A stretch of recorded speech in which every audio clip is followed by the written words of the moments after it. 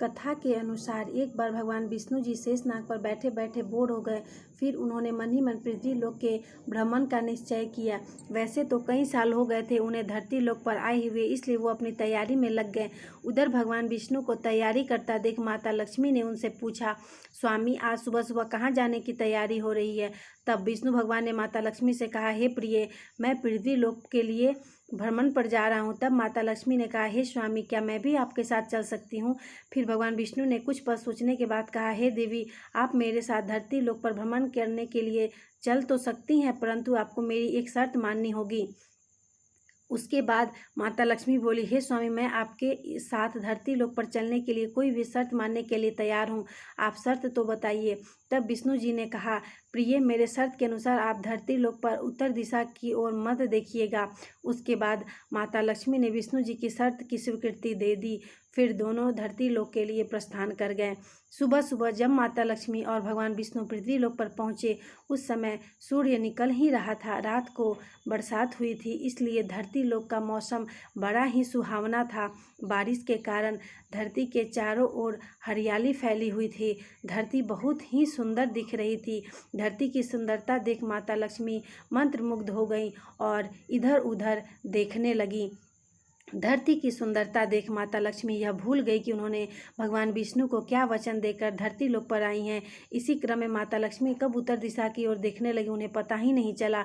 उत्तर दिशा में देवी लक्ष्मी को एक बहुत ही सुंदर बगीचा नजर आया और उस बगीचे में भींगी भींगी सौंधी खुशबू भी आ रही थी। इसके अलावा उस बगीचे में बहुत सारे सुंदर फूल भी खिले हुए थे। उसके बाद माता लक्ष्मी बिना कुछ सोचे उस फूलों से भरे बगीचे में चली गई और बगीचे से एक सुंदर सा फूल तोड़कर भगवान विष्णु के पास पहुंची। परंतु भगवान विष्णु ने जब माता लक्ष्मी के हाथों में उस सुंदर सा फूल को देखा तो उनके आंख आंसू से भर गए और उन्होंने माता लक्ष्मी से कहा, कभी भी किसी से बिना पूछे उसकी कोई वस्तु नहीं लेनी चाहिए।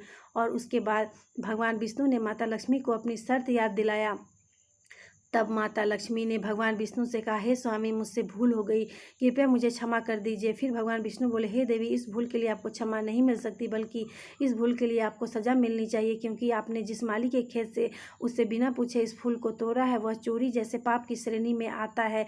इसलिए हे देवी, आपको इस भूल की सज़ा के रूप में उस माली के घर 3 साल तक नौकरानी बनकर रहना होगा और 3 साल पूर्ण होने के बाद मैं आपको वैकुंठ धाम वापस बुला लूँगा। यह सुनकर माता लक्ष्मी ने विष्णु भगवान से कहा, हे स्वामी, मुझे आपके द्वारा दी गई सज़ा मंजूर है और मैं आपके आदेशानुसार उस मालिक के यहाँ एक नौकरानी के रूप में अपना जीवन व्यतीत करूँगी।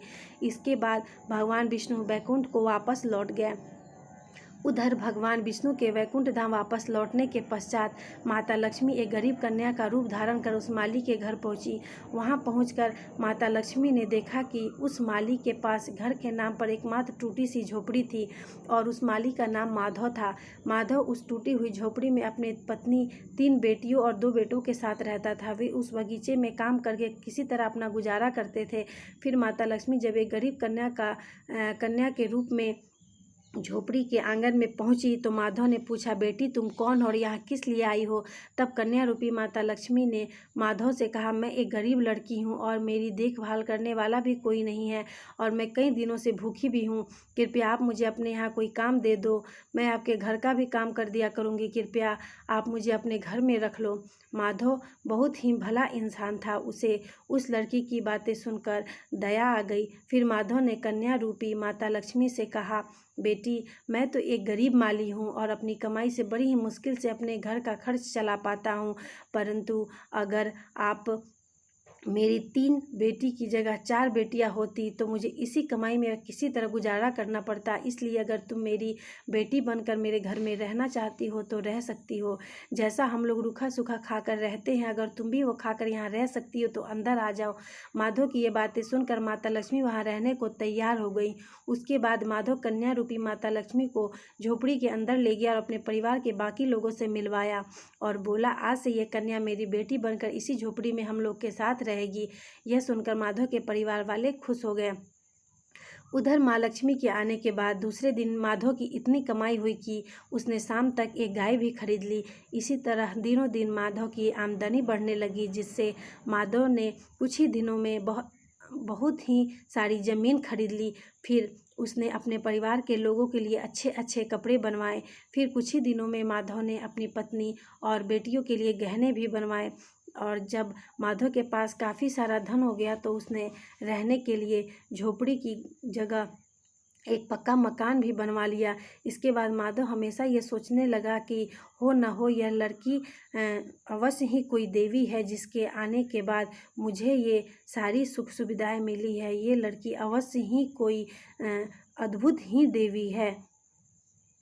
इसी तरह 3 साल बीत गए और जब अगले दिन माधव खेतों से काम करके अपने घर आया तो उसने अपने घर के दरवाजे पर एक देवी स्वरूप गहनों से लदी हुई एक महिला को देखा। फिर उसने जब नज़दीक आकर उस महिला को देखा तो वह जान गया कि यह मेरी मुँह बोली चौथी बेटी है।